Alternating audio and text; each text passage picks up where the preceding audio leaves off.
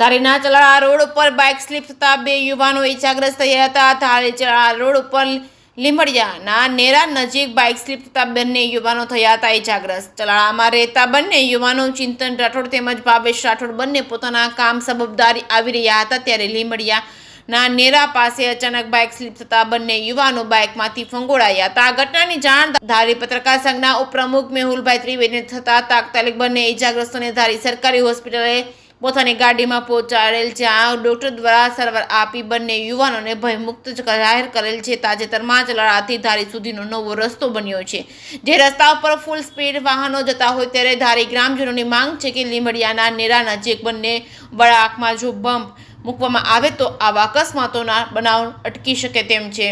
જે કેસની ગુજરાતી સાથે સંજય વાળા, ધારી.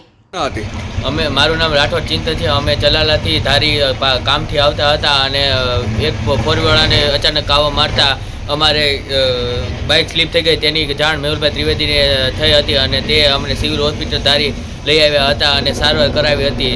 મારી તંત્રને એટલી જ માંગ છે કે તે મોટી કડને બે સાઈડ મોટી કડને તાત્કાલિક લેવલ કરવા કરી આપે, તેથી બીજા લોકોને ઈજા ન થાય.